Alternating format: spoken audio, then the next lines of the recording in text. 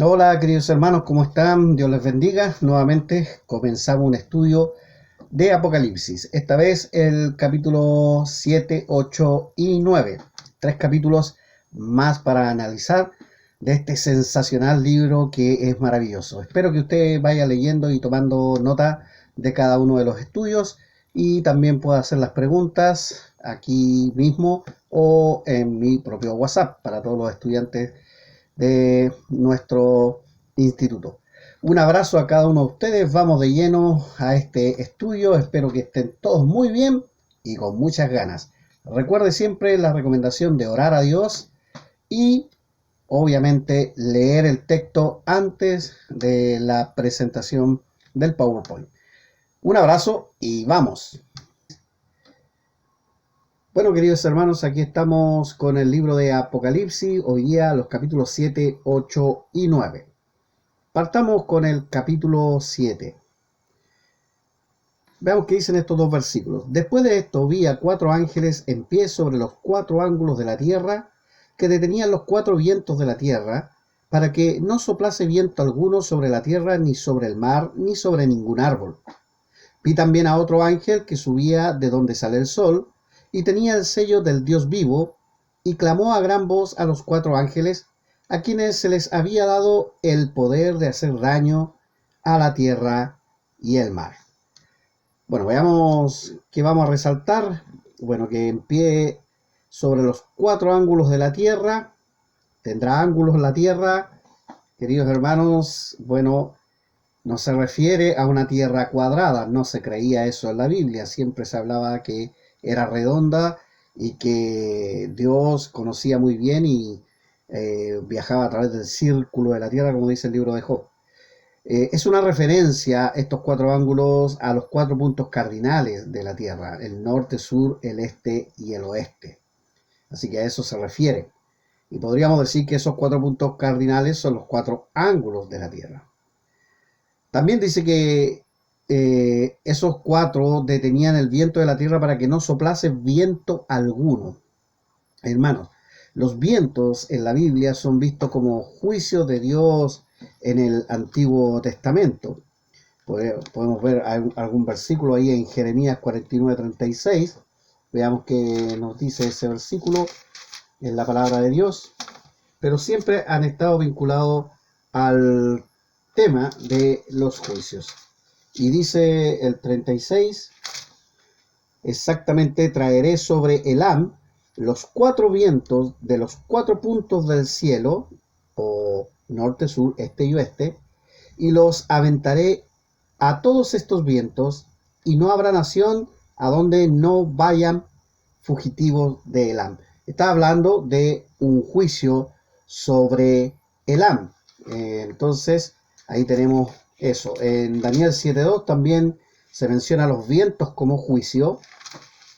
Y dice, Daniel dijo, miraba yo en mi visión de noche, y aquí que los cuatro vientos del cielo combatían en el gran mar. O sea, vientos de los cuatro puntos cardinales de la tierra. A eso se refiere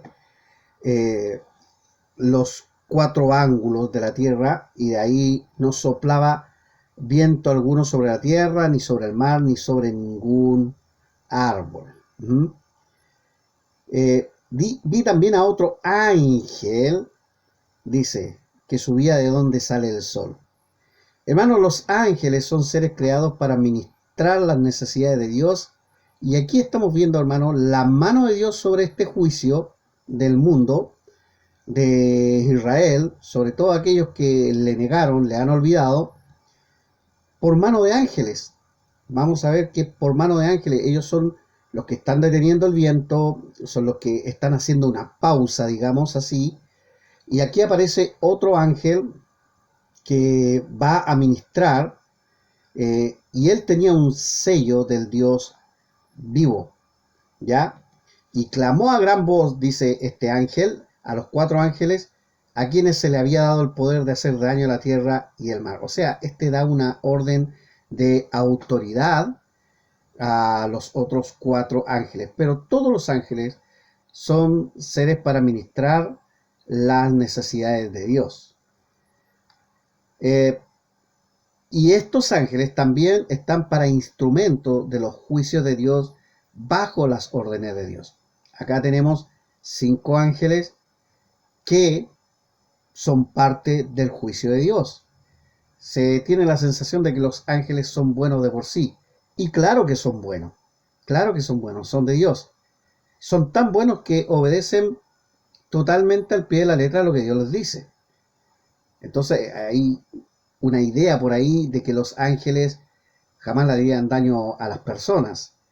Bueno, si Dios así lo determina, los mismos ángeles serán parte del juicio y un terror para las personas que han negado a Dios. Así que por muy bueno que la gente los vea, los ángeles pueden también ser fuego consumidor, como Dios lo es también, porque ellos son instrumentos para ministrar las necesidades de Dios y lo que Dios mande. Son instrumentos de su juicio. Vamos a los versículos 3, 4 y 5. Diciendo, no hagáis daño a la tierra, ni al mar, ni a los árboles, hasta que hayamos sellado en sus frentes a los siervos de nuestro Dios. Y oí el número de los sellados, 144,000 sellados de todas las tribus de los hijos de Israel. De la tribu de Judá, 12,000 sellados. De la tribu de Rubén, 12,000 sellados. De la tribu de Gad, 12,000 sellados.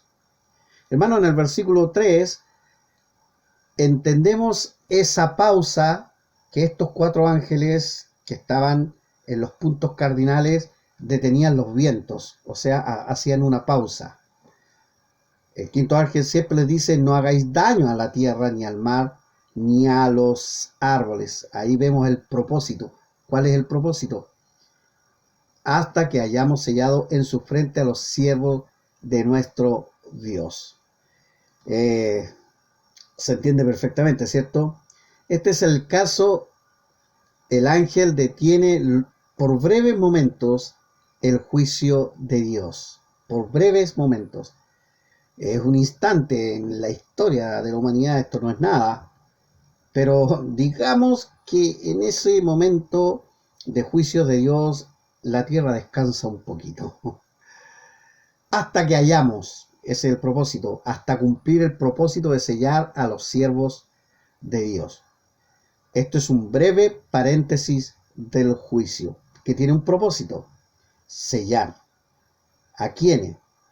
Bueno, ahí está, a los 144,000 sellados de todas las tribus de los hijos de Israel, como dice el versículo 4.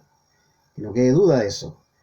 Es el número de los siervos de Dios de origen israelita. No hay otra manera de interpretar. Aquí no está hablando de la iglesia porque ya hemos mostrado que la iglesia está en el cielo adorando con Dios. Aquí no está hablando del resto de los creyentes porque este mismo capítulo muestra después a los creyentes mártires de la tribulación. Está hablando precisamente a creyentes de Dios, pero de origen israelita. Algo que al pueblo de Israel le va a doler. Recuerda que el pueblo de Israel, o la nación de Israel, han negado el nombre de Cristo. Sin embargo, aquí hay 144,000 que no lo han negado y que lo van a proclamar. Es un número importantísimo, obviamente, que vamos a seguir viendo en todo este capítulo 7. La principal razón de escoger a este remanente de Israel es porque la iglesia ya no está para cumplir la gran comisión.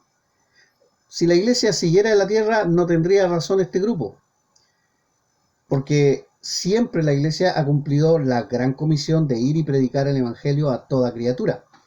Pero acá lo tiene que hacer un grupo especial de judíos creyentes. Judíos porque son de la nación de Israel, nada más. Pero creyentes porque ellos creen en el nombre de Cristo y lo predican. ¿Por qué razón? Porque la iglesia ya no está. Entonces esta tarea recae en los 144,000 sellados de todas las tribus de los hijos de Israel. Ahí vemos que hay un número.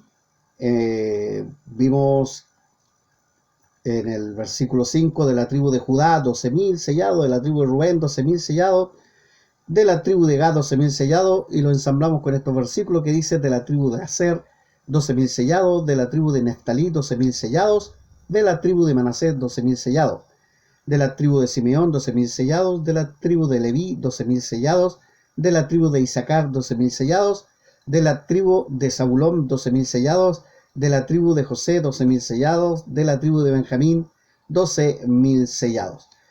Queridos hermanos, si yo les preguntara, ¿están todas las tribus, están todos representados ahí?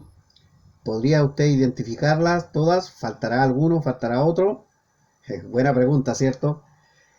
Cuando lo leí por primera vez en mi vida, nunca reparé en muchas cosas. Pero vamos viéndolo por parte. Ya vamos a ver todo esto de el número. El número por tribu es determinada y no simbólica. O sea, si 12 dice 12.000 de cada tribu, que da un total de 144.000, no es un número simbólico. No es que esté diciendo podrían ser 500.000, 1.000.000 o toda la iglesia, como algunos creen. Claramente el texto está hablando de un número determinado. Primero dice el total y luego lo separa por 12.000 de cada tribu. Así que eso no lo hace simbólico. Así que no es un número simbólico, es un número determinado de judíos creyentes en tiempos de la tribulación. No es la iglesia, no son los testigos de Jehová, no es un grupo específico, es un grupo determinado, no simbólico, ¿ya? Para que quede bien clara esa idea.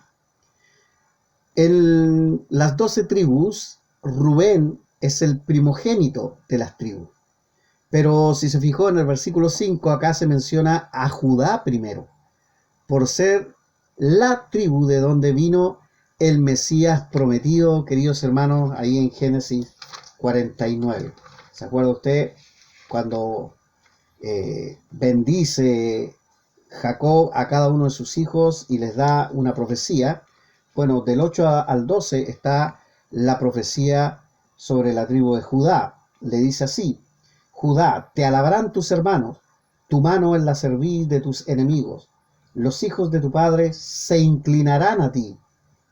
Cachorro de león, Judá, de la presa subiste, hijo mío. Se encorvó, se echó como león, así como león viejo. ¿Quién lo despertará? No será quitado el cetro de Judá, ni el legislador de entre sus pies, hasta que venga Silo, y a él se congregarán los pueblos. Atando a la vid su pollino, y a la cepa el hijo de su asna, lavó en el vino su vestido, y en la sangre de uvas su manto, sus ojos rojos de vino, y sus dientes blancos de leche. Ahí tenemos una referencia mesiánica a nuestro Señor Jesucristo, el mismo que entró en un pollino en la entrada triunfal, el mismo que volverá cuando se congreguen todos sus pueblos. No será quitado el cetro de Judá. Bueno, aquí vemos que Judá está a la cabeza de las tribus, y no Rubén, que era el primogénito, sino Judá, como estaba profetizado. ¿Es una coincidencia? No hay coincidencias en la palabra del Señor, hermano. Es porque Dios lo ha determinado del Génesis a Apocalipsis. Recordemos que todo lo que comienza en Génesis tiene su cumplimiento final en Apocalipsis. También no se encuentra ni Dan ni Efraín en la lista. ¿Se acuerdan? Si les preguntaba, yo no me había dado cuenta de eso hace mucho tiempo y caí luego a estudiar que claro, ni Efraín ni Dan están acá. Entonces me pregunté, ¿qué pasa acá? ¿Qué razones hay para que no esté Dan, que es una legítima tribu de Israel, y Efraín, también, hermano de Manasés? Ellos pierden ese privilegio por ser las más idólatras de las tribus. Esa es la razón. Voy a mencionar ese versículo de Primera de Reyes, le hablo un poquito, hermanos, porque me llamó mucho la atención Y claro, es verdad que hubieron muchas tribus inclinadas a la idolatría, pero las más idólatras de ellas fue precisamente la de Dan y la de Efraín. En el 25 al 33, cuando se divide el pueblo de Israel, cuando reinaba Roboam, hijo de Salomón, y no escuchó a Jeroboam, que fue el otro líder, se dividió el reino. Jeroboam hizo algo muy malo, entre paréntesis, en todo caso, y mire lo que dice la escritura. ¿Y quién lo apoyó? Entonces reedificó Jeroboam a Siquem en el monte de Efraín, ¿dónde? De Efraín, y habitó en ella, y saliendo de allí reedificó a Penuel. Y dijo Jeroboam en su corazón: ahora se volverá el reino a la casa de David, que eso generalmente está en Jerusalén. Si este pueblo subiere a ofrecer sacrificios en la casa de Jehová en Jerusalén, porque el corazón de este pueblo se volverá a su señor Roboam, rey de Judá, y me matarán a mí y se volverán a Roboam, rey de Judá. Y habiendo tenido consejo, hizo el rey 2 becerros de oro, y dijo al pueblo: bastante habéis subido a Jerusalén. He aquí tus dioses, oh Israel, los cuales te hicieron subir de la tierra de Egipto. Y puso uno en Betel y el otro en Dan. Mire, ¿dónde puso su casa? En Efraín. ¿Dónde puso las imágenes? En la tribu de Dan. Que, entre paréntesis, si usted mira el mapa, estaban justo frente a frente con la otra facción con la que se dividía el reino, frente a Jerusalén o a la tribu de Judá. Hizo también casas sobre los lugares altos e hizo sacerdotes de entre el pueblo que no eran de los hijos de Leví. Y la ley decía que debían ser levitas, pero Jeroboam vino a cambiar todo esto que Dios había mandado y creó su propio reino bajo sus propios motivos, con sus propias intenciones y su propia forma. Pero eso estaba muy mal. Entonces instituyó Jeroboam fiesta solemne en el mes octavo, a los 15 días del mes, conforme a la fiesta solemne que se celebra en Judá, y sacrificó sobre un altar, y así hizo en Betel, ofreciendo sacrificios a los becerros que había hecho. Ordenó también en Betel sacerdotes para los lugares altos que él había fabricado. Totalmente idólatra este hombre Jeroboam. Y sacrificó, versículo 33, pues sobre el altar que él había hecho en Betel a los 15 días del mes octavo, el mes que él había inventado de su propio corazón, e hizo fiesta a los hijos de Israel, y subió al altar para quemar incienso, al altar de ellos, al altar idolátrico. ¿Y quién lo apoyaba? Dan y Efraín. Hermanos, apostasía pura. Y Dios no perdona, Dios en esto no perdona si no hay arrepentimiento genuino. Por eso, Dan y Efraín no tienen ni una sola persona en este selecto grupo de creyentes judíos que predicarán por el mundo en tiempos de la tribulación. No tiene ni un sellado de ellos. No lo merecen. Fueron los más idólatras, los que dividieron el reino, los que apoyaron a Jeroboam. No debía. No estamos diciendo que Roboam fue un gran rey, ni el mejor de los reyes, pero no tenían razones para dividirlo como muchos hacen a veces con las iglesias. Hay que tener mucho cuidado en dividir el cuerpo de Cristo. Bueno, Dan y Efraín dividieron su propia nación. Razones por las cuales no están contados dentro de los 112.000. En lugar de Efraín se cuenta a José, que es su padre, y en la de Dan se cuenta a Leví, que los levitas nunca tuvieron heredad, pero esta vez sí tiene el privilegio de ser una tribu predicadora. Los sellos los protege de los juicios. Por eso dice el ángel a los 4 ángeles en los 4 puntos cardinales que no sople el viento mientras tanto, mientras cada uno de ellos reciba su sello, para protegerlo de los juicios, pues está en un tiempo terrible. Ahora, pero no de la acción del anticristo. Eso se puede ver perfectamente en Apocalipsis 13:7, que nos dice, a ver, veamos un poquito ese versículo, Apocalipsis 13:7. Y se le permitió hacer guerra contra los santos y vencerlos. También se le dio autoridad sobre toda tribu, pueblo, lengua y nación. O sea, quiero decir lo siguiente, querido hermano. Este es un número muy especial, sellado. Lo voy a explicar mejor en la tabla que viene a continuación. Pero ellos no van a lograr que el mundo globalizado centre su mirada en Cristo. El que tiene el control de ese tiempo por la permisividad soberana de nuestro Señor es el anticristo. Y ellos no van a poder contrarrestar ese poder. Pero sí van a lograr algo muy importante.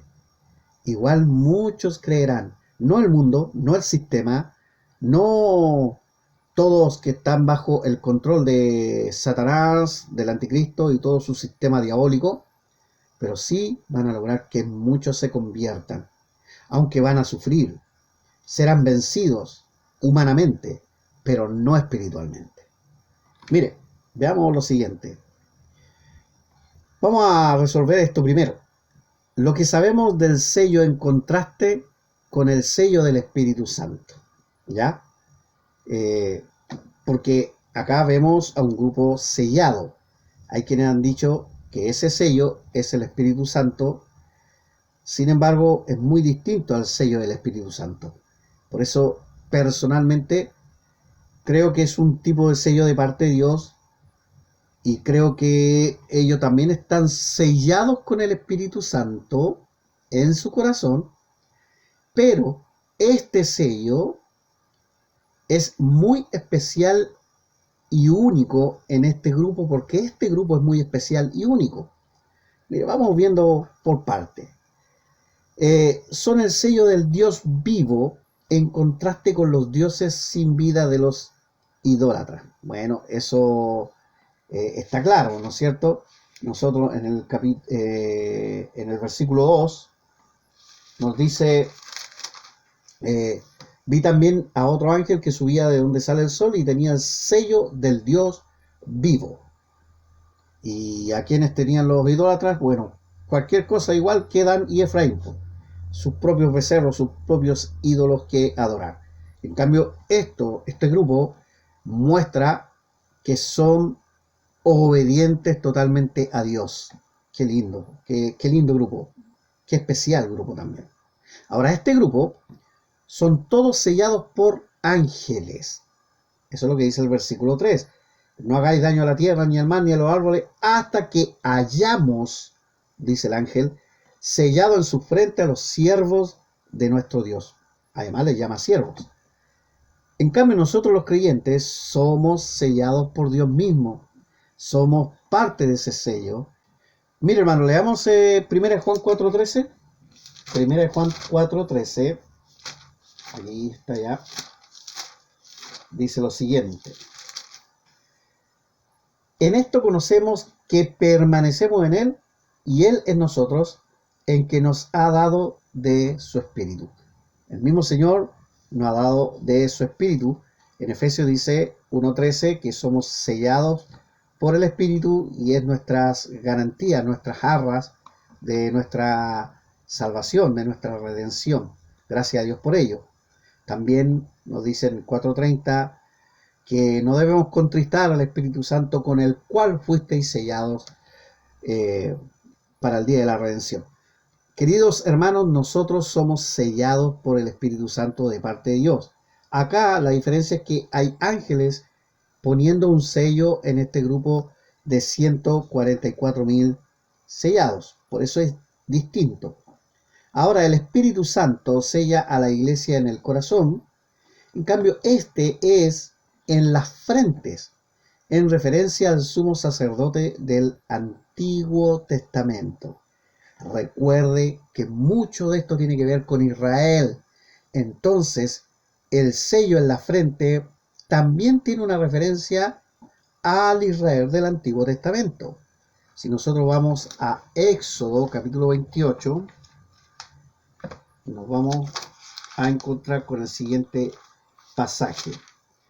Éxodo capítulo 28 dice, versículo 36 al 38. Harás además una lámina de oro fino y grabarás en ella como grabadura de sello, santidad a Jehová. Mire, y la pondrás con un cordón de azul y estará sobre la mitra, por la parte delantera de la mitra estará, y estará sobre la frente de Aarón, y llevará a Aarón las faltas cometidas en todas las cosas santas que los hijos de Israel hubieran consagrado en todas sus santas ofrendas, y sobre su frente estará continuamente para que obtengan gracia delante de Jehová.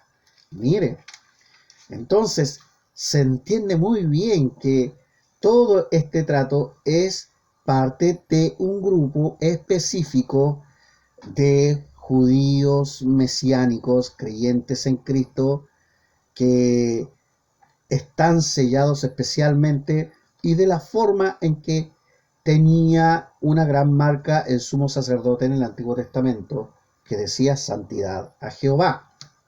Eso es lo que sabemos, y además sabemos en este caso lo que sí dice en la frente del grupo de los 144.000. Mire, veamos 14.1 de Apocalipsis, dice, después miré y he aquí el Cordero estaba en pie sobre el monte de Sión, y con él 144.000 que tenían el nombre de él y el de su padre escrito en la frente.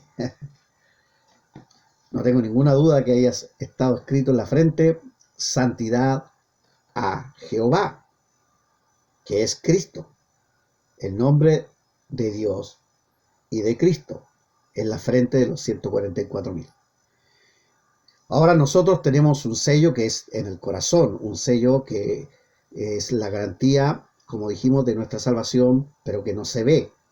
Este es un sello muy especial, es un sello espiritual que protege a este grupo en un tiempo tan terrible y que probablemente se vea. No lo sé, también puede ser espiritual, y probablemente las huestes espirituales de maldad lo vean y se sientan impedidos de atacarlos por causa de ese sello. Es lo más probable en todo caso. Sigamos hablando de este sello específico de estos 144.000. El sello les distingue para ser librados del juicio de Dios, pero no de las persecuciones del anticristo. Recuerde lo que decíamos, que las persecuciones contra los santos de parte del anticristo, ya sea los 144.000 o los que crean a la predicación de los 144.000, el anticristo va a estar como vencedor, porque él salió venciendo y para vencer. En el 12:17 dice, entonces el dragón se llenó de ira contra la mujer y se fue a hacer guerra contra el resto de la descendencia de ella, los que guardan los mandamientos de Dios y tienen el testimonio de Jesucristo. ¿Y quiénes son los mejores guardadores de los mandamientos de Dios? Estos 144.000. No lo pasan muy bien, pero aún así están protegidos, están sellados. Y por eso dice aquí, sin embargo, son victoriosos y entran al reino milenial. Recién lo leímos en el capítulo 14, lo vuelvo a leer, 14:1. Dice, después miré y he aquí el Cordero estaba en pie, ¿dónde? Sobre el monte de Sión. Aquí hay un versículo que muestra ya a Cristo triunfante en el monte de Sión. Es como un anticipo de lo que sería Cristo viniendo. Pero mire con quién está Cristo ahí, el Cordero en el monte de Sión. Y con él 144.000 que tenían el nombre de él. Queridos hermanos, ahí están los 144.000, no falta ninguno. ¿Por qué? Porque están sellados. ¿Se les hizo guerra? Sí. ¿Fueron perseguidos? Sí. Pero no dejaron de predicar, no dejaron de anunciar las buenas nuevas y entran victoriosos al llamado reino milenial. Y qué mejor que entrar con este tipo de gente fiel al legado de Dios, que tienen santidad a Jehová en sus frentes y sellados por el Espíritu Santo en su corazón. Eso es precioso. Conclusión. Este sello, el sello de los 144.000, no es el Espíritu Santo porque son diferentes. Pero sí es un sello de Dios, de pertenencia, victoria y propósito, exclusivo para los 144.000 de la nación de Israel. O sea, queridos hermanos, este es un sello muy, muy exclusivo de parte de Dios. Podríamos decir, y me atrevo a decir, que es un grupo con un doble sello. Un sello en su corazón por el Espíritu Santo, porque son salvos. Y un sello en su frente para ser librados del juicio de Dios. Para predicar el Evangelio a toda criatura. Por su fidelidad, por su creencia, por su arrojo y para pasar al reinado milenial. Eso es lo que personalmente creo de este sello. Ahora, todo sello de Dios es inviolable, su pertenencia, y nadie destruirá sus propósitos. Si alguien tiene un sello de Dios, créame que está seguro con Dios. Por alguna razón Él te selló. Querido hermano en Cristo, si tú tienes el sello del Espíritu Santo, también tienes el sello de Dios y seguro para vida eterna. Nadie puede arrebatarte eso. Nadie puede contra eso. Ni ningún demonio, ni ente espiritual puede contra eso. Linda noticia, ¿no, queridos hermanos? Muy buena, por supuesto. Ahora, ¿qué puse aquí? Puse el título después. Entonces, ¿el Espíritu Santo ya no estará en la tierra? Bueno, ahí puse todos estos puntos. Los voy a poner uno por uno para no distraernos. Sí estará, pues, querido hermano. No olvidar que el Espíritu Santo es Dios. Y el Espíritu Santo sí va a estar. ¿Ya? Porque el Espíritu Santo, hermano, es el sello espiritual de todo creyente y estará en sus corazones. O sea, si alguien cree en tiempo de la tribulación por la acción de los 144.000, que también están sellados por el Espíritu Santo porque son creyentes, serán sellados por el Espíritu Santo. ¿Me entiende? Todo creyente estará sellado por el Espíritu Santo porque no hay otra manera. La idea de que el Espíritu Santo no estaría nace de una mala interpretación de Segunda de Tesalonicenses 2.7, que dice Segunda de Tesalonicenses 2.7, dice, porque ya está en acción el misterio de la iniquidad, solo que hay quien al presente lo detiene hasta que él a su vez sea quitado de en medio. Entonces se cree que el que detiene este ministerio o misterio de la iniquidad al día de hoy es el Espíritu Santo.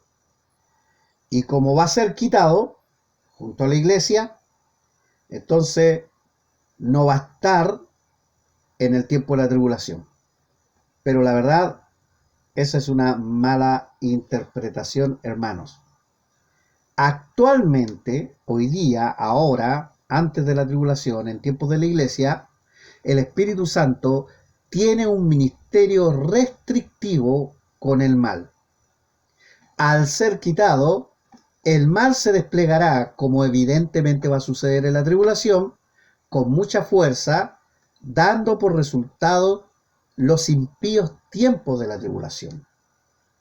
Pero eso no significa que el Espíritu Santo no esté, porque jamás dice que dejará de sellar y regenerar al creyente en la tribulación. Cuando un creyente cree y pone toda su fe en el nombre de Jesucristo, entonces es sellado por el Espíritu Santo y es regenerado por su poder. Y eso sucede. Por eso el Espíritu Santo sí estará de una manera ya no restrictiva contra el mal. Ahora, personalmente yo creo en este versículo de 2 Tesalonicenses, porque ya está en acción el misterio de la iniquidad, y solo hay quien al presente lo detiene hasta que él a su vez sea quitado en medio, sí se refiere al Espíritu Santo, pero también a la iglesia, que es la que está sellada por el Espíritu Santo. Entonces yo creo que al presente el poder del Espíritu Santo a través de la iglesia es la que está deteniendo el mal. ¿Sabe la importancia de la iglesia de predicar las buenas nuevas? La importancia de la iglesia de predicar los valores de Dios es lo que está deteniendo hoy día el aborto masivo y libre, la drogadicción, un mundo lleno de males, gracias al mensaje que la iglesia porta de parte de nuestro Señor, sellada por el Espíritu Santo. Pero eso una vez también será quitado. La iglesia ya no estará en la tribulación porque el Espíritu Santo se va con ella, pero no significa que no va a haber Espíritu Santo en tiempo de la tribulación, porque todo creyente que ponga su fe, no importa el tiempo, la época, es regenerado por el poder del Espíritu Santo. ¿Ok? Muy bien. Y esto lo confirman los siguientes versículos que vienen a continuación. Todo esto que yo estoy diciendo lo confirma los versículos del 9 al 17. Veámoslos. Mire lo que dice el 9 y 10. Después de esto miré, y he aquí una gran multitud, la cual nadie podía contar, de todas las naciones y tribus y pueblos y lenguas que estaban delante del trono y en la presencia del Cordero, vestido de ropas blancas y con palmas en las manos. Y clamaban a gran voz diciendo: la salvación pertenece a nuestro Dios, que está sentado en el trono y al Cordero. Bueno, veamos lo de la gran multitud. Ahora la mirada es hacia el cielo. Los ángeles primero estaban sellando en la tierra 144.000 personas, y ahora estamos mirando hacia el cielo. Ya, una multitud diferente a los 144.000 israelitas de la tierra. Dice que esta multitud es de toda nación, tribu, pueblo y lengua. O sea, las distintas nacionalidades y lenguas los diferencian del otro grupo, que es de una sola nación. El grupo de los 144.000 sellados es de la nación de Israel. Pero acá estamos viendo un grupo distinto, de toda nación, tribu, pueblo y lengua que estaban delante del trono. O sea, estamos mirando al cielo. Es distinto. Es otro grupo.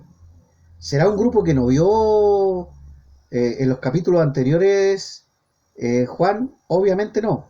Este es un nuevo grupo que está viendo. También está con ropas blancas, igual que el otro grupo, pero igual es distinto.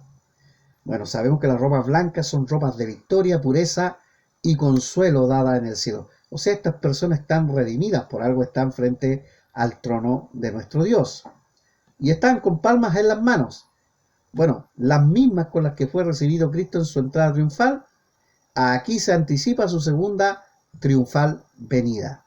O sea, estas tribus que están delante del trono de Dios en el cielo están deseosos de que el Señor venga a poner orden a la tierra, y están con las palmas listas para que Cristo haga su entrada triunfal en su segunda venida. Y clamaban a gran voz diciendo: la salvación pertenece a nuestro Dios. ¿A quién más, querido hermano? Sabemos que solamente la salvación pertenece a Dios. O sea, toda alma que está en el cielo reconocerá esta innegable verdad.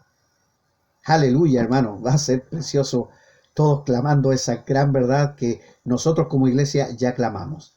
Pero miren, sigamos viendo a este grupo, que es distinto al grupo de los 144.000 y al grupo de la iglesia que ya la vimos anteriormente, en los capítulos anteriores.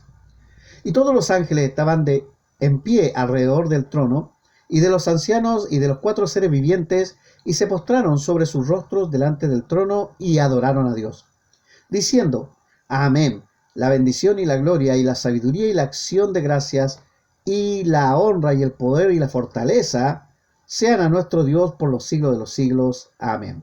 Qué preciosas palabras desplegan estas personas agradecidas. Nuevamente se repite esta adoración celestial, pero esta vez por la redención de este particular grupo que está viendo Juan en esta visión. En esta santa convocación, literalmente, hay fiesta en los cielos por el alma arrepentida y redimida en el poder de la sangre de Cristo. Es rico saber que hay fiesta en los cielos por cada alma redimida, cuanto más de un alma redimida, hermanos, en tiempos de tribulación. Mira lo que dice Lucas 15, versículo 7. Os digo que así habrá más gozo en el cielo por un pecador que se arrepiente que por 99 justos que no necesitan arrepentimiento. Y dice el versículo 10, así os digo que hay gozo delante de los ángeles de Dios por un pecador que se arrepiente. Y acá no es distinto. Acá este grupo está adorando y hay gozo en todo el cielo y el trono de Dios por todas estas almas redimidas. Ahora, en el versículo 12 se ve la soberanía de Dios. Está reconocida por las huestes espirituales del bien, por su iglesia, por todo el cielo y particularmente por este grupo. Qué rico, hermano, que desde ya nosotros siempre demos gloria a Dios y reconozcamos su total soberanía, ¿no es cierto? Eso es innegable para nuestro Señor. Sigamos con los dos versículos siguientes analizando este especial grupo. Entonces uno de los ancianos habló, diciéndome: estos que están vestidos de ropas blancas, ¿quiénes son y de dónde han venido? Yo le dije: Señor, tú lo sabes. Y él me dijo: estos son los que han salido ¿de dónde? De la gran tribulación, y han lavado sus ropas y las han emblanquecido en la sangre del Cordero. ¿Quiénes son y de dónde han venido? Hermano, el apóstol Juan está intrigado por este nuevo grupo, porque no es la iglesia. La iglesia ya estaba en el cielo, porque no son los ángeles, evidentemente, y no tiene nada que ver con los 144.000 sellados, porque eso están en la tierra. Este nuevo grupo que está delante del Cordero es un grupo especial. El ángel le hace la pregunta y el mismo ángel es el que responde: estos son los que han salido de la gran tribulación. Buena. Acá tenemos a los salvos, queridos hermanos, de la tribulación, los que se arrepintieron y creyeron en Cristo, pero que sufrieron la persecución de un sistema totalmente anticristiano. No tengo ninguna duda que otra persona que haya sido perseguida en la era de la iglesia está delante de Dios con ropas blancas, también cantando a la soberanía y gracia de nuestro Señor. Pero este grupo creo que canta tal vez más fuerte todavía, porque fueron salvos de la tribulación, del tiempo más doloroso que la tierra haya vivido. Y bueno, por eso esas palabras tan magníficas de parte del Señor. Así que, ¿habrá salvo en la tribulación? Pues el mismo texto nos dice que sí, el mismo capítulo 7 nos dice que sí. Aquí nos está mostrando a todo ese grupo y está mostrando que ellos fueron regenerados por el poder del Espíritu Santo, y el Espíritu Santo viene a morar en el corazón del creyente cuando la persona se arrepiente de sus pecados y deposita su total fe en el nombre de Jesucristo. Así que aquí están, totalmente. Hermano, este grupo es el resultado de la acción de la predicación de los 144.000 sellados alrededor de todo el mundo. ¿Saben? Los 144.000 no están solamente en Israel. Ellos se esparcen por el mundo a predicar las buenas nuevas. La misma tarea que ha tenido la iglesia durante estos 2000 años, lo hacen los 144.000 sellados en muy poco tiempo. Sabemos que la tribulación dura 7 años y ellos no dejan de predicar el Evangelio y ganar almas durante eso. No logran convencer, como dije, para cambiar el sistema, porque el anticristo le hace una guerra tremenda, pero ganan todas estas almas. Hermanos, los resultados los da Dios, gloria a Dios por eso. Así también tenemos que estar nosotros convencidos como iglesia de ir y predicar y dejar que los resultados los dé Dios. Siempre son buenos, siempre son victoriosos. Dice que estos han lavado sus ropas y las han emblanquecido en la sangre del Cordero. Mira, acá tenemos algo que podemos ver. Ahí yo puse esa foto de lavando las ropas en la sangre del Cordero. Algo muy lindo, hermano, un símbolo muy precioso. El lavado de vestido era símbolo de purificación en el Antiguo Testamento. Tú lo puedes ver después en Éxodo 19, 10 y 14. Yo solamente quiero consignar un punto acá. Pero el lavado de los vestidos era un símbolo de purificación en el Antiguo Testamento. Y los santos de la tribulación son purificados al igual que cualquier creyente de la iglesia. Que dice 1 Juan 1:9, que si confesares tus pecados, Él es fiel y justo para limpiar. A ver, lo voy a leer mejor porque mi memoria hoy día está un poco atochada. Mira, dice, si confesamos nuestros pecados, Él es fiel y justo para perdonar nuestros pecados y limpiarnos de toda maldad. Mira, o sea, nosotros también somos purificados por la sangre de Cristo. Es como esa imagen que está ahí. No solamente nuestras ropas, nuestro cuerpo es lavado por la sangre de nuestro Señor. Gloria a Dios por ello. En el 9:14 dice, cuánto más la sangre de Cristo, el cual mediante el Espíritu Eterno se ofreció a sí mismo sin mancha a Dios, limpiará vuestras conciencias de obras muertas para que sirváis al Dios vivo. ¡Ja! ¡Qué bueno, hermano! ¿Y qué dice el 9:22? Y casi todo es purificado según la ley con sangre, y sin derramamiento de sangre no se hace remisión. Hermanos, el agua no nos va a limpiar del pecado, solamente la sangre de Cristo. ¿Cómo se hace eso, pastor? Poniendo la fe en Jesucristo, poniendo la fe en nuestro Señor Jesucristo. Recuerde que la sangre en el Antiguo Testamento era símbolo de purificación, incluso de protección. Cuando usted ve en el Antiguo Testamento, querido hermano, que los dinteles de las puertas del pueblo de Israel se tiñen de sangre de un cordero sin defecto, allá en el Egipto, cuando eran esclavos, la muerte no pasa por ahí, sino que ataca derechamente a los egipcios y no a los israelitas, porque estaban protegidos por la sangre del cordero. Así que no solamente nos limpia, nos purifica, sino que también nos protege. Hermanos, el Evangelio es el anuncio de las buenas nuevas que traen la paz. En la tribulación, en este caso por los 144.000 sellados. Qué hermoso, hermano, ver cómo hay un grupo fiel a pesar del dolor. Y eso es porque Dios es fiel, querido hermano. Y cuando Dios es fiel, pasan estas cosas tan bonitas dentro de tanto dolor. ¿Qué dice Romanos 10:15? ¿Y cómo predicarán si no fueren enviados? Como está escrito, cuán hermosos son los pies de los que anuncian la paz, de los que anuncian las buenas nuevas. Estos 144.000 sellados es un grupo que va a producir este otro grupo. El capítulo 7 muestra dos grupos, esos de los que anuncian las buenas nuevas con sus hermosos pies, como los 144.000 sellados, y el resultado de esos que anuncian, que son los creyentes de la tribulación. Eso es lo que estamos viendo acá. Todos ellos fueron purificados por el Espíritu Santo, renovados, regenerados por el Espíritu Santo. ¿Sigue estando el Espíritu Santo entonces? Claro, porque el Espíritu Santo es Dios y es Dios quien tiene el control de todo en tiempos de la tribulación. Muy bien, sigamos y vamos terminando ya el pasaje.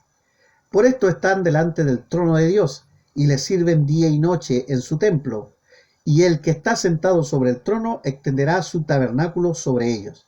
Ya no tendrán hambre ni sed, y el sol no caerá más sobre ellos, ni calor alguno, porque el Cordero que está en medio del trono los pastoreará y los guiará a fuentes de agua de vida, y Dios enjugará toda lágrima de los ojos de ellos. Hermanos, ellos les sirven día a día a este grupo, cómo no, si están tremendamente agradecidos. Y un alto grado de agradecimiento produce un gran sentido de servicio. Cuando uno es muy agradecido, más sirve. Y dice que está sentado sobre el trono, extenderá su tabernáculo sobre ellos. Hermano, el tabernáculo era la morada de Dios para su presencia y para el cuidado, protección y cercanía con el pueblo de Dios. Por eso dice que extenderá su tabernáculo. Usted lo puede ver en Levítico 26, del 11 al 12. El versículo 16 es el resultado de su presencia. ¿Cuál es el resultado? Mire, ya no tendrán hambre ni sed, y el sol no caerá más sobre ellos, ni calor alguno. Ese es el resultado de su presencia. Acá en la tribulación sufrieron mucho, pero ya no habrá hambre ni sed, ni sol. Recuerde que ellos sufrieron mucha hambre porque no tenían la marca de la bestia, o se negaron a tenerla, o la desecharon al creer en Cristo. Y eso es lo que debe hacer todo creyente, desechar todo lo otro y ponerse la marca de Cristo en su corazón. Y dice finalmente, y Dios enjugará toda lágrima de los ojos de ellos. Bueno, este grupo de redimidos realmente sufre, a diferencia de la iglesia, que no necesariamente todos sus miembros a través de las edades fueron perseguidos. No en todos lados han sido perseguidos, sí muchos han sido perseguidos, pero no todos. Por ejemplo, yo nunca he sido perseguido y soy parte de la iglesia. Doy gloria a Dios por ello y agradezco mucho eso, pero también doy gloria por aquellos que sí fueron perseguidos y fueron fieles hasta el final. Dios también los bendiga y los guarde. Este grupo prefirieron a Cristo a pesar del dolor. Eso es lo que marca este grupo de salvos de la tribulación.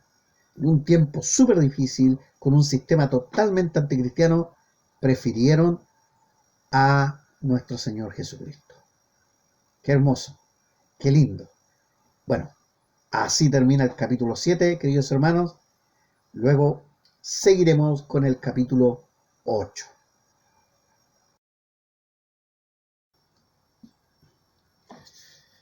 Bueno, hermano, me dio un poquito de frío, pero no importa. Seguimos con el capítulo 8.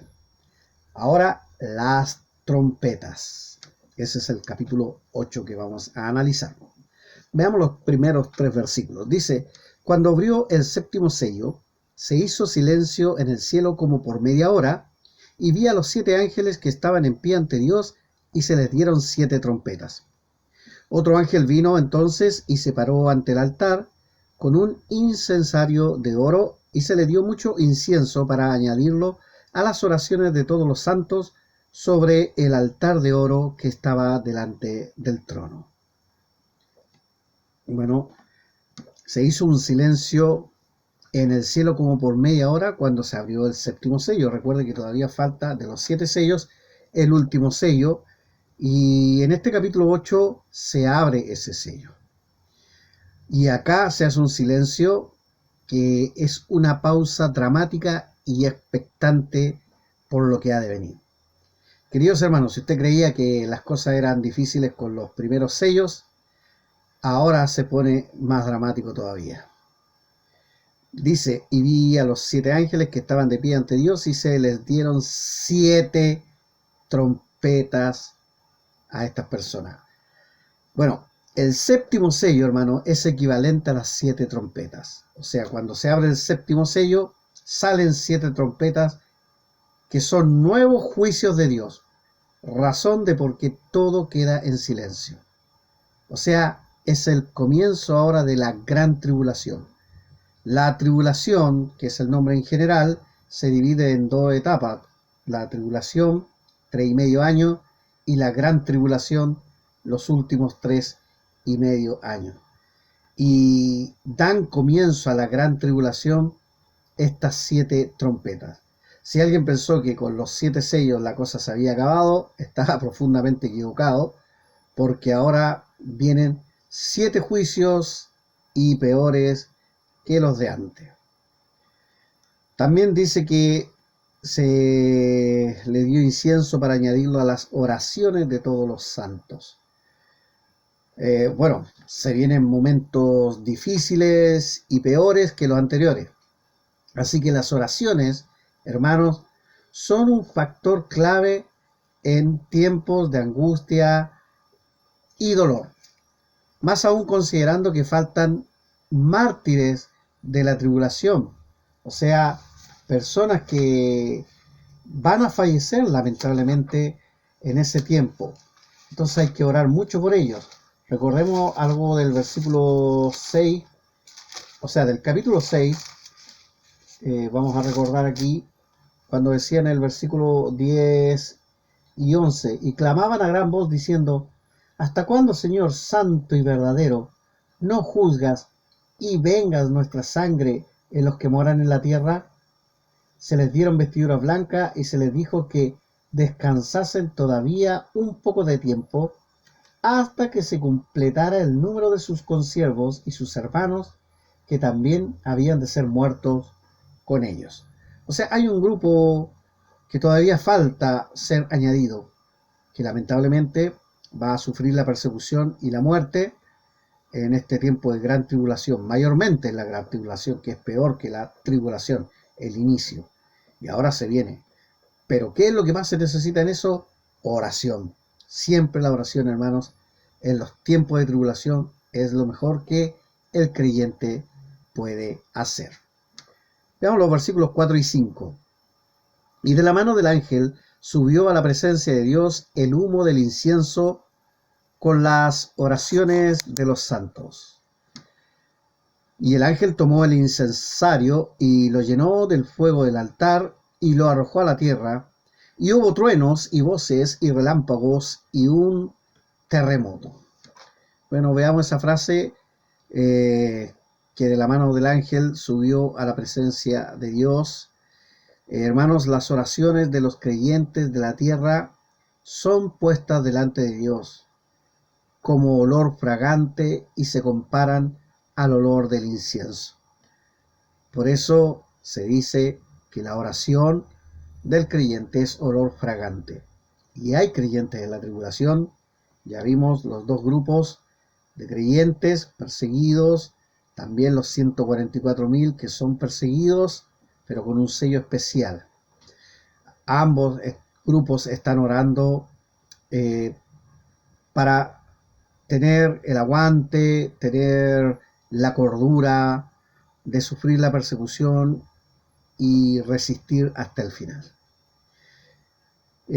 Dice que el ángel tomó el incensario y lo llenó del fuego del altar y lo arrojó a la tierra. Bueno, en respuesta a las oraciones, Dios ejecuta sus juicios a los moradores de la tierra, los perseguidores de los santos de la tribulación. ¿Y qué hubo? Hubo truenos y voces y relámpagos y un terremoto.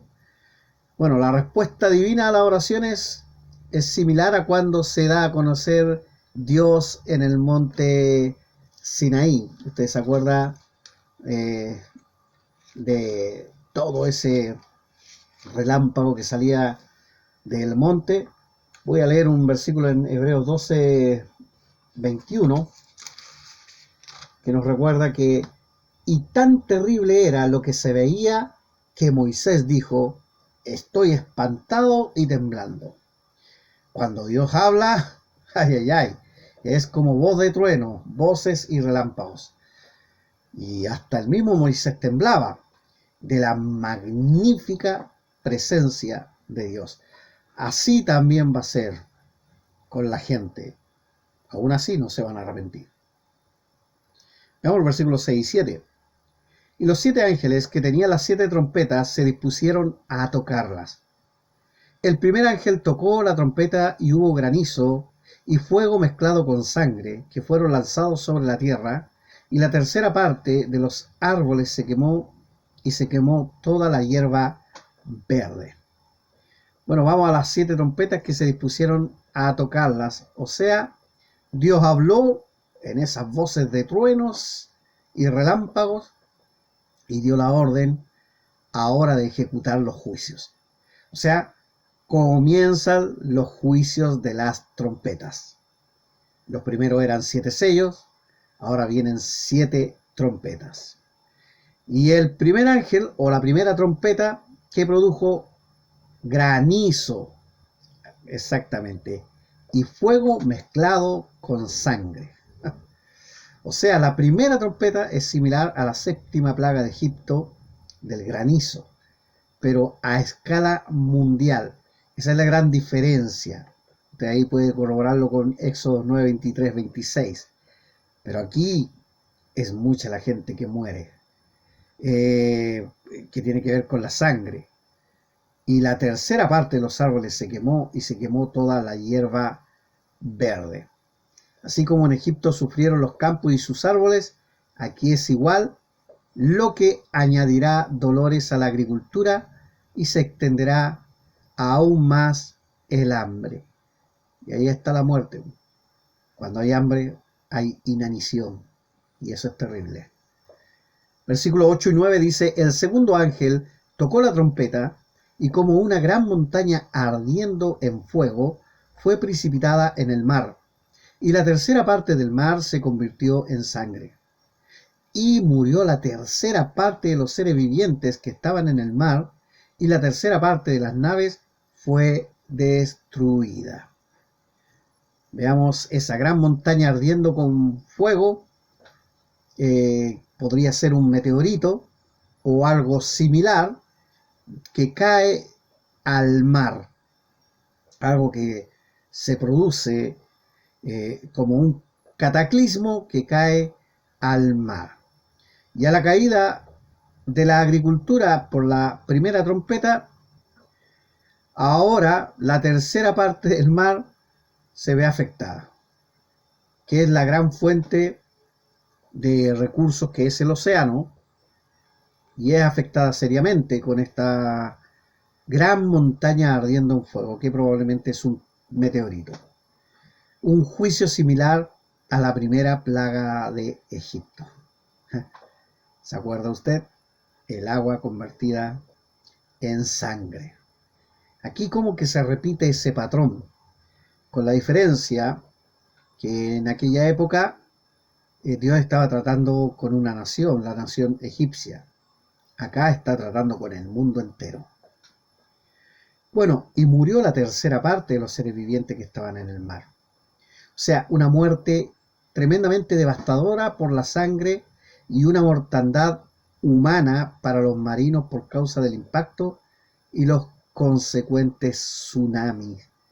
Recuerden, mire lo que dice: y la tercera parte de las naves fue destruida. Así que hubo muerte de gente también.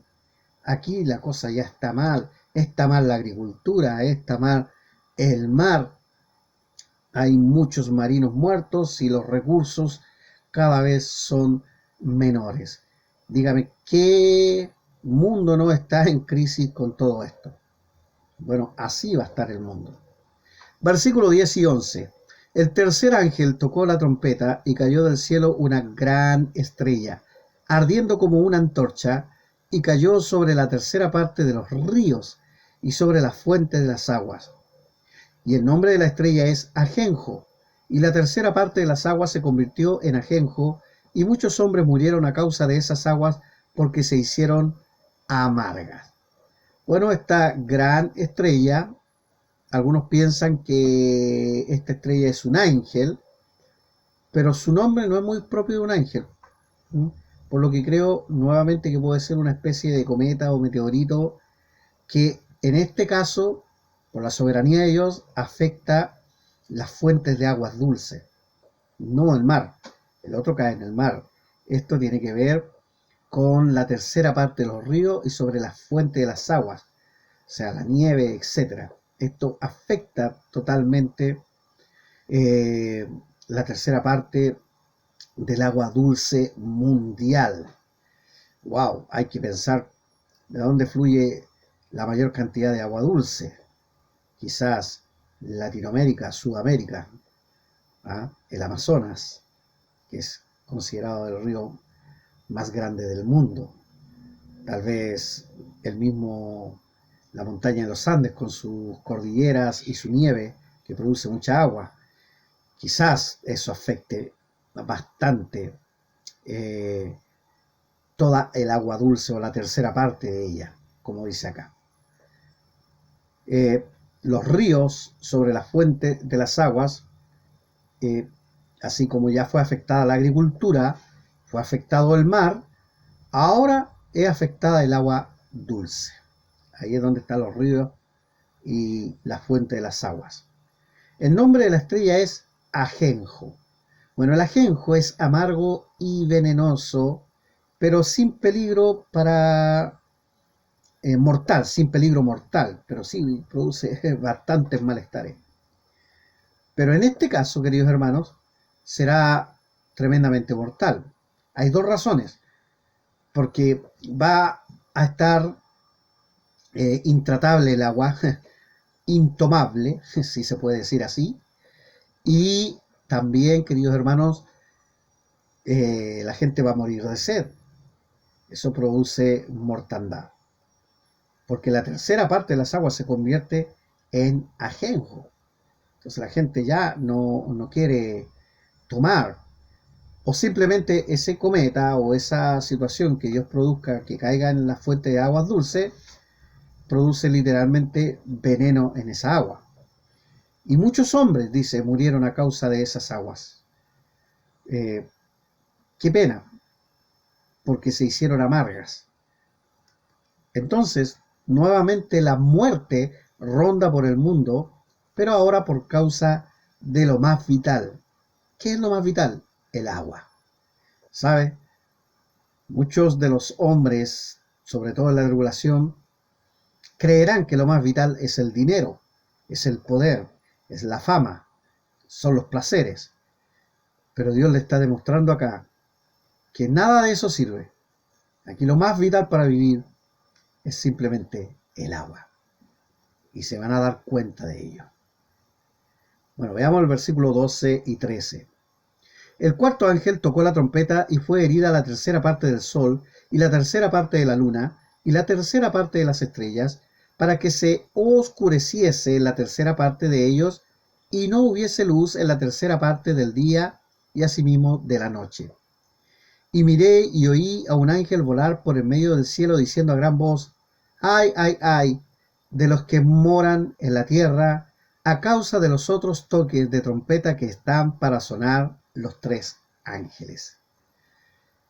Bueno, veamos que cuando toca el ángel la cuarta trompeta, fue herida la tercera parte del sol y la tercera parte de la luna y la tercera parte de las estrellas. ¡Wow! Hermano, Dios ahora está conmoviendo los cielos. O sea, no solamente la tierra a través de la agricultura, los océanos, las aguas, sino que ahora los cielos. O sea, el juicio, queridos hermanos, es total.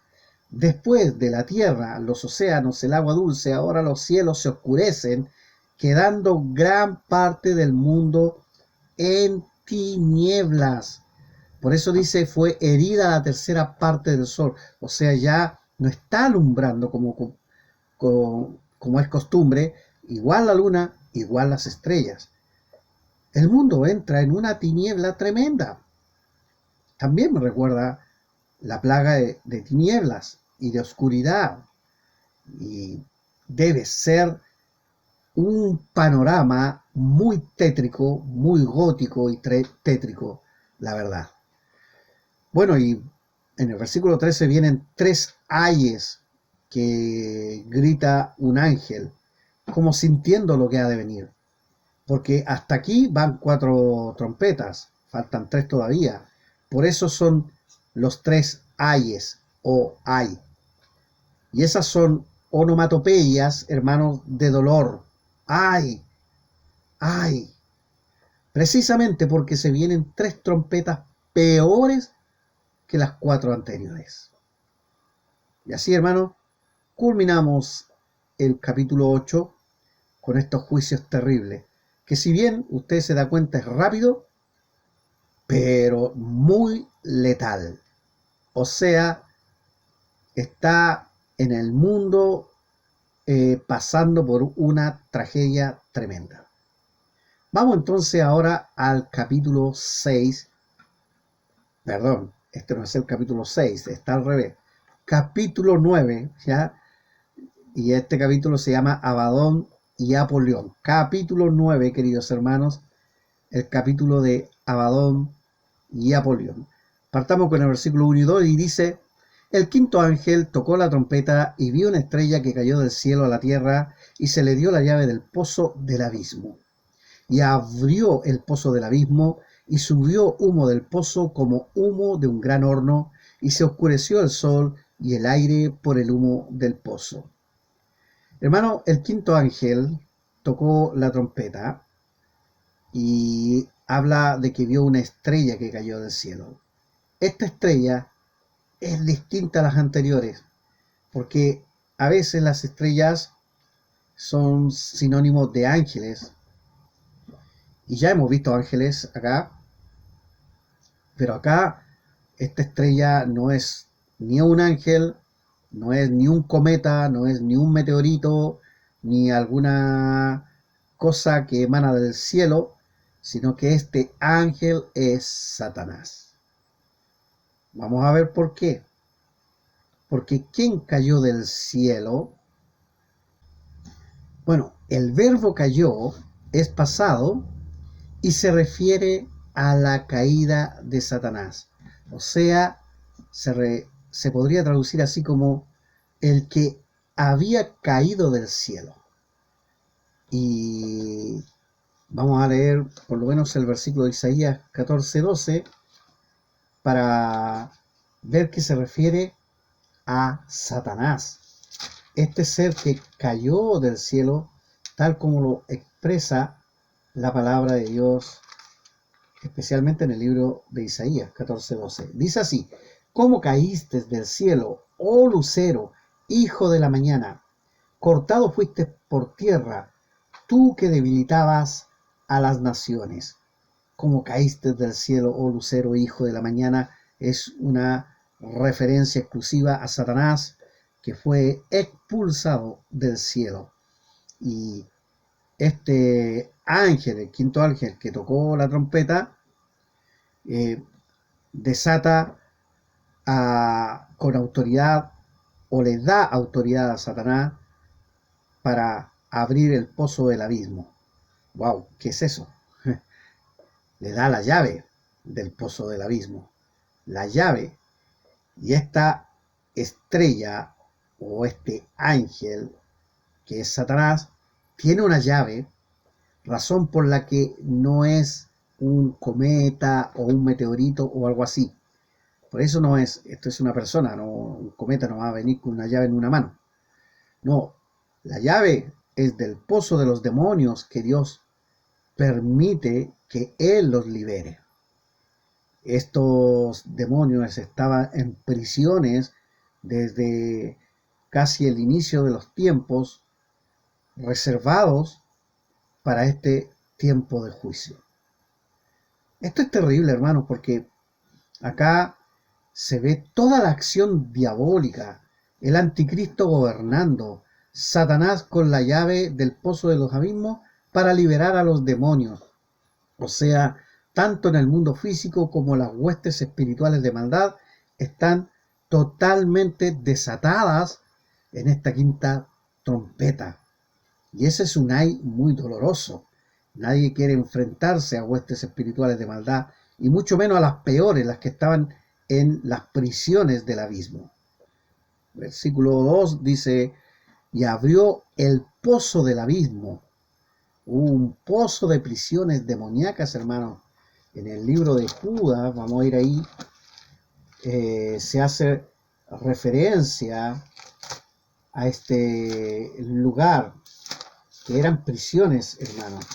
Dice el versículo 6: y a los ángeles que no guardaron su dignidad, sino que abandonaron su propia morada, los ha guardado bajo oscuridad en prisiones eternas para el juicio del gran día. O sea, había una casta de demonios que por alguna razón terrible no fueron más que tomados y llevados a un abismo, encarcelados en un abismo, queridos hermanos, para el juicio del gran día.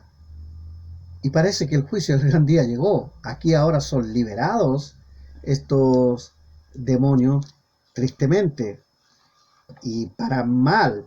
O sea, este primera, ay, querido hermano, empieza de una manera tétrica, y el capítulo 9 es un capítulo muy, muy tétrico, muy terrible. Dice en Lucas 8:31, dice, este es el 9, perdón, ahora sí. El 8:31, y le rogaban que no los mandase ir al abismo. ¿Se acuerda usted del endemoniado Gadareno? Bueno, dice que él tenía una legión de demonios. Y los demonios rogaban que no los llevase al abismo. Muchos creen que se refiere a que los hatos de cerdos iban a caer a un barranco. Pero claro, los hatos de cerdos sí caían por un barranco, pero los demonios iban derecho a ese abismo. Y ahí los ató Jesús. Este tipo de demonios son los peores porque son los que más daño hacen a los seres humanos. Y eso es lo que está sucediendo acá. Y eso es lo que libera la quinta trompeta. Dice, y del humo salieron langostas sobre la tierra, y se les dio poder, como tienen poder los escorpiones de la tierra, y se le mandó que no dañasen a la hierba de la tierra, ni a cosa verde alguna, ni a ningún árbol, sino solamente a los hombres que no tuviesen el sello de Dios en sus frentes. Ya sabemos que hay 144.000 sellados totalmente protegidos por Dios dentro de toda esta diabólica invasión demoníaca. Bueno, dice, y del humo salieron langostas. Langostas demoníacas que tienen como tarea atormentar a los hombres como toda plaga de langostas. Las langostas son una plaga que atormenta y hace sufrir y matar de hambre a la gente. Pero estas langostas son especiales. Estas son langostas demoníacas que salen del mismo abismo. ¡Wow! Eso es fuerte. No sé si esto a usted no le pone la piel de gallina, pero a mí, de todas maneras, así, solamente de pensar que la gente va a tener que lidiar con eso. Bueno, luego vamos a destacar en el versículo 4, dice que si no solamente a los hombres que no tuviesen el sello de Dios en sus frentes. Déjeme decir esto de las langostas. Las langostas son perjudiciales para todo cultivo, pero acá, en esta situación, tienen la terrible tarea de dañar a los hombres. Porque las langostas en la vida real solamente dañan los cultivos, pero no a los hombres. Acá es al revés. No deben dañar la hierba, pero sí a los hombres. Demostrando que estas, queridos hermanos, son fuerzas infernales y demoníacas que estarán desatando su furia con los hombres. Por eso dice que solamente a los hombres, menos a los que tienen el sello de Dios en sus frentes. O sea, no podrán atacar a los 144.000 sellados. Ellos seguirán predicando y también seguirán viendo sufrir a los hombres que no reciben el mensaje del Señor. 5 y 6. Y les fue dado no que los matasen, sino que los atormentasen 5 meses. Y su tormento era como tormento de escorpión cuando hiere al hombre. Y en aquellos días los hombres buscarán la muerte, pero no la hallarán, y ansiarán morir, pero la muerte huirá de ellos. Bueno, tenemos un tiempo ahí acotado y directo. O sea, una de las tareas supremas de los demonios es atormentar a los hombres siempre, en este caso, por un lapso de 5 meses. Usted puede ver después en el libro de Marcos 5:5, 9:17, 18:22, cómo los demonios tienen esa tarea de atormentar a los hombres. Usted no crea que los demonios son buenos, no crea que las medium pueden usar a algún demonio como algo bueno. No existe esto de las brujas blancas, etcétera. O se es de Dios o no se es de Dios.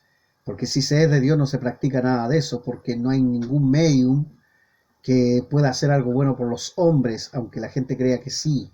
Siempre están buscando atormentar a los hombres, los seres demoníacos.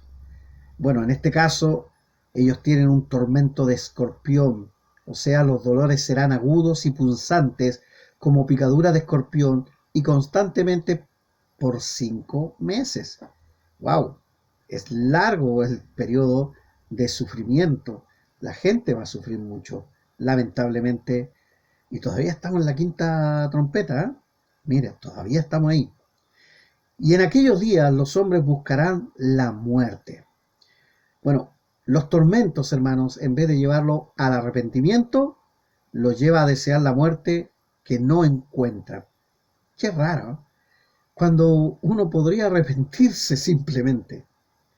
Esta es una actitud de tonta soberbia, creyendo que la muerte le daría la paz y los libraría del juicio de Dios. Pero se equivocan como muchos de los suicidas en la vida se equivocan. No hay paz después de la muerte cuando no hay arrepentimiento y no hay reconocimiento de un Dios soberano.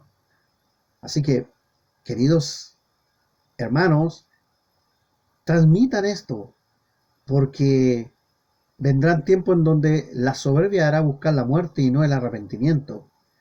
Y hoy día podemos predicar el Evangelio a tanta gente para que busque el arrepentimiento y no la muerte.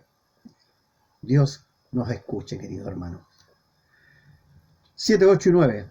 El aspecto de las langostas era semejante a caballos preparados para la guerra.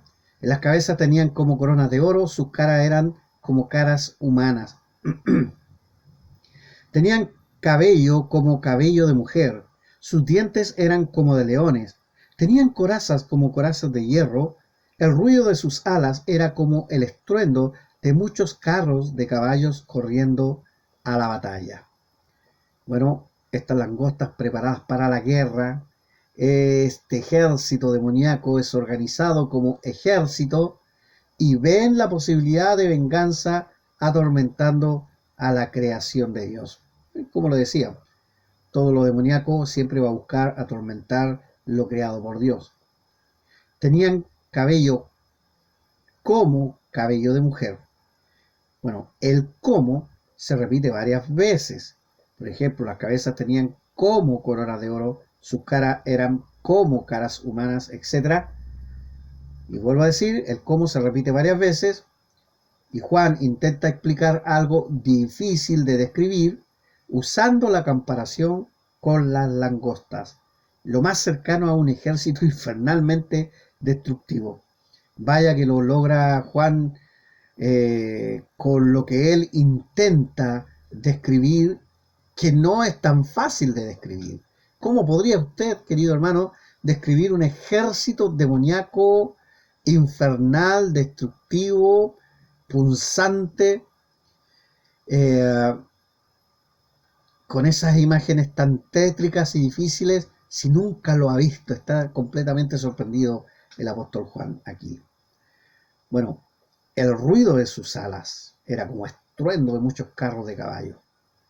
Hermanos, el ruido de las plagas de langosta es ensordecedor y producía un pánico porque era sinónimo de hambre, pobreza y ruina.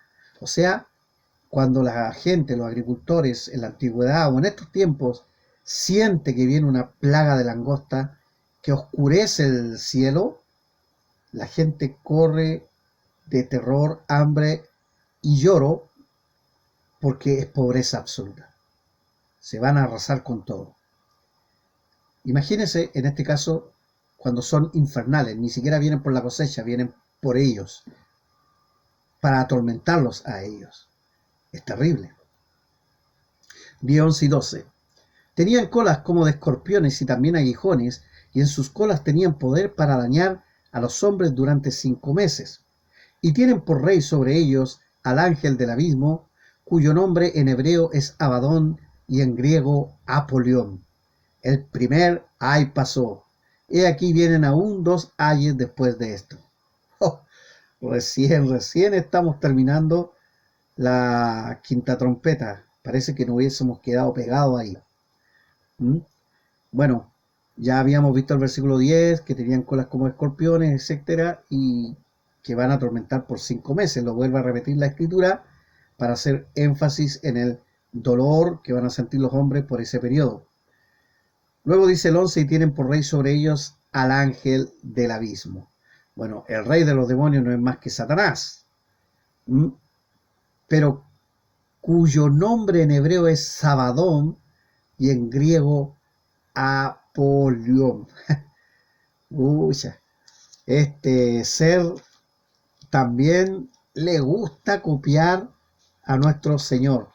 Nuestro Señor también tiene muchos nombres, obviamente nombres que muestran su excelente carácter, su excelente persona, su excelente deidad. Acá también Satanás tiene sus nombres, pero son nombres que también muestran la terrible persona que es, lo malo que es. Y Abadón, que es en hebreo, y Apolión, que es en griego, significa destructor. ¿Qué mejor nombre para Satanás? Que es un destructor. Claro que sí. Hablando de Satanás, Ezequiel 28:16 dice: a causa de la multitud de tus contrataciones, fuiste lleno de iniquidad y pecaste, por lo que yo te eché del monte de Dios y te arrojé de entre las piedras del fuego, oh querubín protector, en referencia al rey de los demonios, porque él tuvo una multitud de contrataciones, que son los ángeles caídos, los que lo siguieron y se convirtieron en demonios. Él es el ángel del abismo, el Abadón y el Apolión. Abadón y Apolión significa destructor en hebreo y griego, respectivamente, y muestra el carácter propio del ser más destructivo que ha existido, que es Satanás. Curiosamente, la gente adora a quien más los destruye. No quiere arrepentirse para estar con Dios. Esto, hermano, muestra un poco la naturaleza soberbia del ser humano. ¿Sabe cuánta gente adora a Satanás? Y mucha de ella, sin saberlo, la gente termina adorando lo que más los destruye. Eso es terrible. Eso es terrible. El primer ay pasó. Aquí vienen aún 2 ayes después de esto. Como dije, parece que hubiésemos quedado pegados en la quinta trompeta. Y este fue un dolor que lleva a desear la muerte. Pero aún faltan 2 trompetas más. O sea, el juicio no ha terminado. Están en una lucha ahora definitivamente diabólica. ¿Sabes? Ya la cuestión no es una cosa del mundo, de guerras, hambres, delincuencia, maldades, sino que ahora se suma todo el mundo demoníaco a este juicio. ¡Wow! Eso es terrible. El sexto ángel tocó la trompeta y oí una voz de entre los 4 cuernos del altar de oro que estaba delante de Dios, diciendo al sexto ángel que tenía la trompeta: desata los 4 ángeles que están atados junto al gran río Éufrates.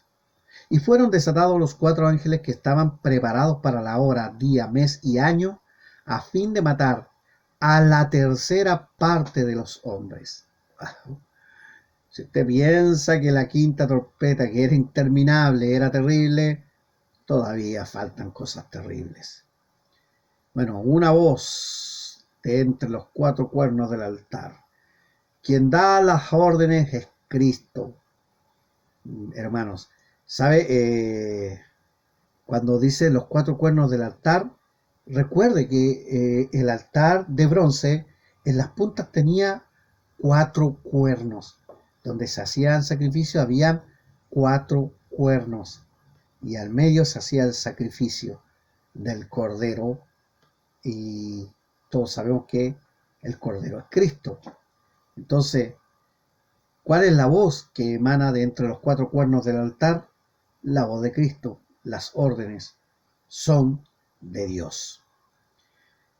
Bueno, diciendo el sexto ángel que tenía la trompeta, desata a los 4 ángeles que están atados. Estos ángeles que están atados en el río Éufrates, son ángeles caídos, son demonios, están atados. Si fueran ángeles buenos no estarían atados. Estos están atados también esperando un tiempo de juicio, para impartir juicio a través de ellos.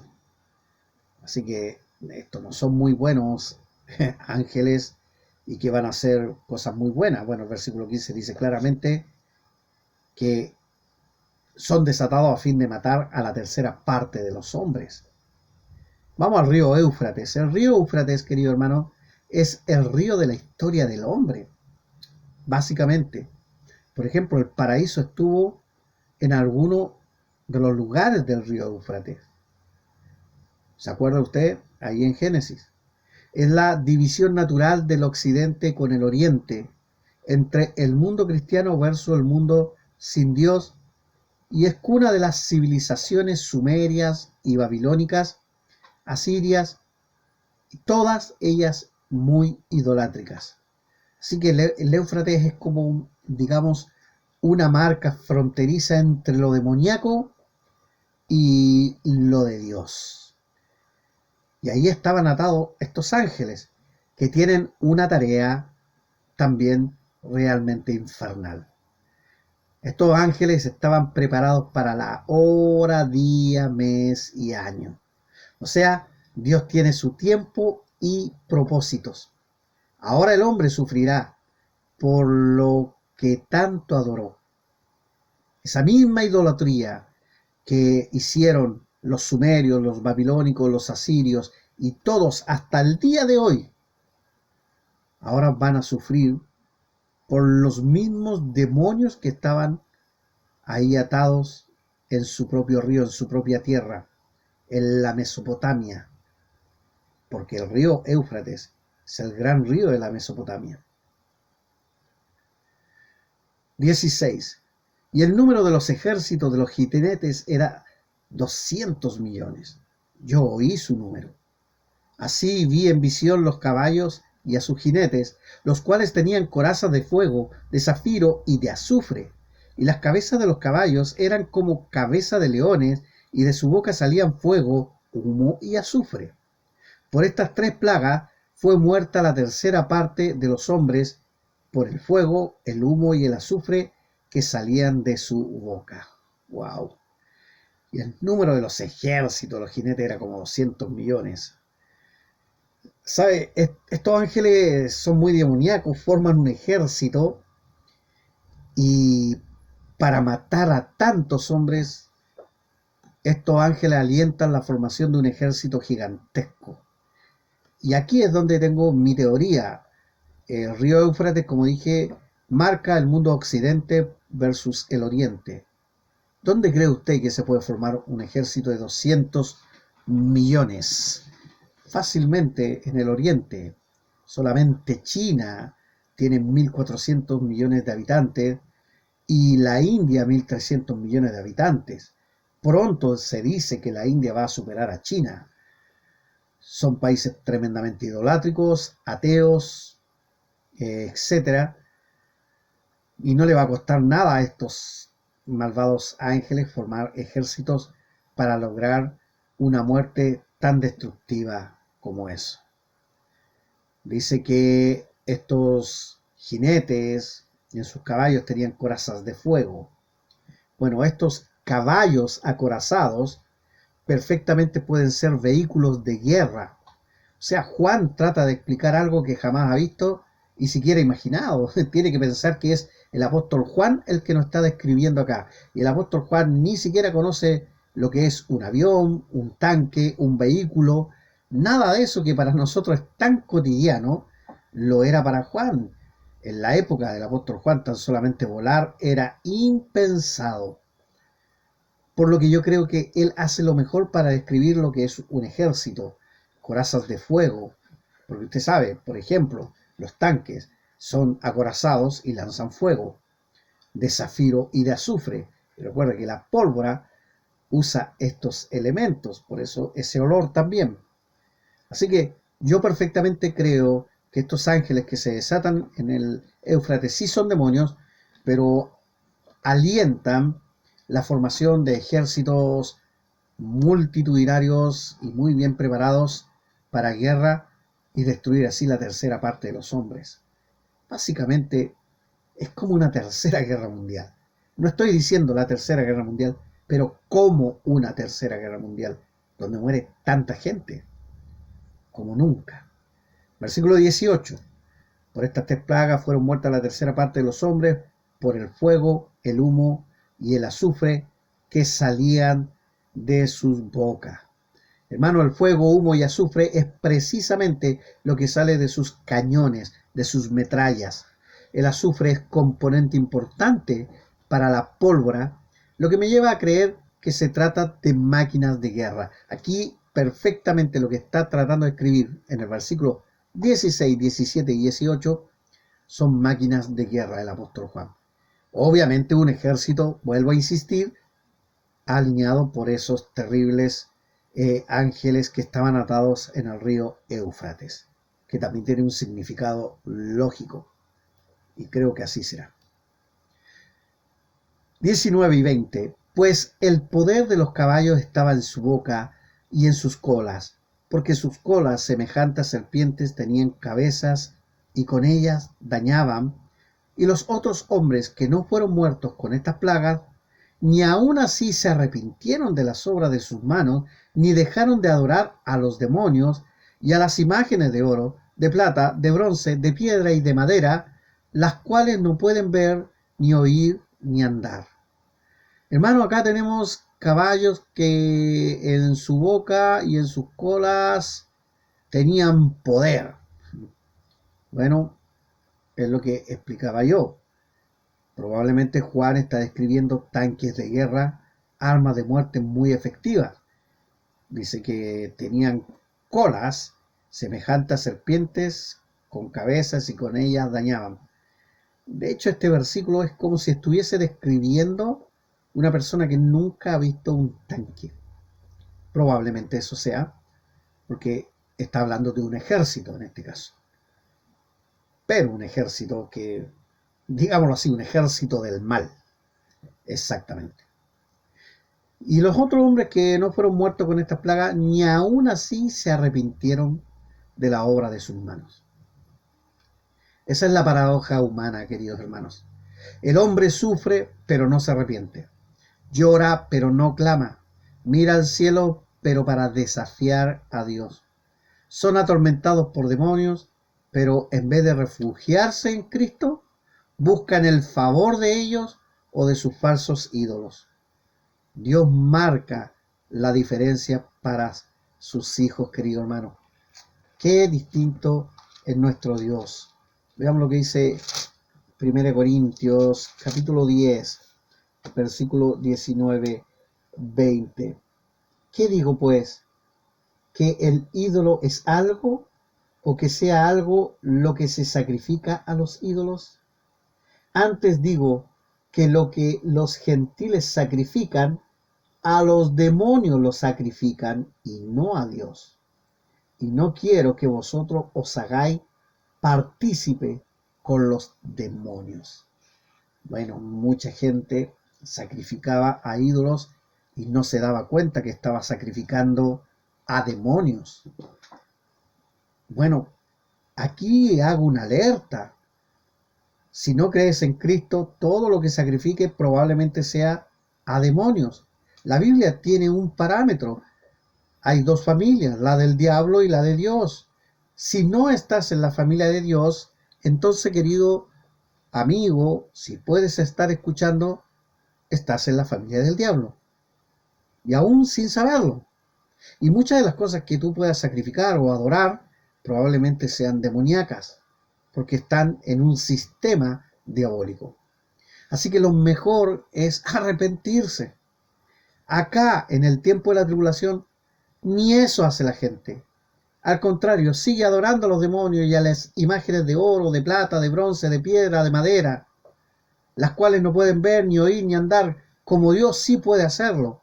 Dios es omnipotente, omnisciente, es soberano, es todopoderoso. Bueno, mejor arrepentirse y estar a cuenta. Por eso Dios marca la diferencia para con sus hijos. Dios tiene una relación de bendición. Y en cambio los demonios siempre han querido, aunque tengan el favor de los hombres, su destrucción. 21 y último versículo. Y no se arrepintieron de sus homicidios, ni de sus hechicerías, ni de su fornicación, ni de sus hurtos. Queridos hermanos, no se sorprenda de la maldad que está creciendo cada vez y cada vez haya menos arrepentimiento. La idolatría es pecado y lleva a obras abominables que el hombre considera que están bien. Su pensamiento entenebrecido justifica sus homicidios, sus cultos mágicos, sus fornicaciones y sus robos. Mucha gente ya el día de hoy, antes de que Cristo venga por su iglesia, está pensando de esta manera. Pero en los tiempos de la tribulación será el grueso. El grueso de la gente que no se arrepentirá va a justificar la muerte, justificará la hechicería, justificará la fornicación, justificará los robos. Y eso ya se está viendo. Se está viendo. Hay muchos políticos que justifican los robos. Hay mucha gente que justifica el aborto, que es un homicidio. Hay mucha gente que justifica el ir donde la machi, donde la bruja buena, blanca, y otros que justifican sus fornicaciones. Se separan, tienen otras parejas y las justifican. El mundo ya está empezando a hacer eso. Cada vez es un pensamiento más aceptado. Y esto es terrible. Todo esto ya se comienza a ver en nuestra sociedad y a lo malo llaman bueno y viceversa. Pero es bueno tener en cuenta la advertencia que nos hace el libro de Isaías. Vamos a ir al 5:20 para terminar. Último versículo que les comparto, hermanos, y terminamos. Dice: ay de los que a lo malo dicen bueno y a lo bueno malo, que hacen de la luz tinieblas y de las tinieblas luz, que ponen lo amargo por dulce y lo dulce por amargo. Uy, Señor, que Dios nos pille, hermano, siempre buscando lo bueno. Y Dios es bueno. Hasta aquí estos terribles acontecimientos que han de venir. Todavía nos queda seguir estudiando las Escrituras. Vamos en el capítulo 9. Ya tendremos los otros capítulos. Pero reflexionemos nosotros y demos gracias a Dios por estar en sus santos caminos. Que el Señor les bendiga, queridos hermanos. Que Dios les fortalezca a cada uno de ustedes. Nos vemos en el próximo video. Chao.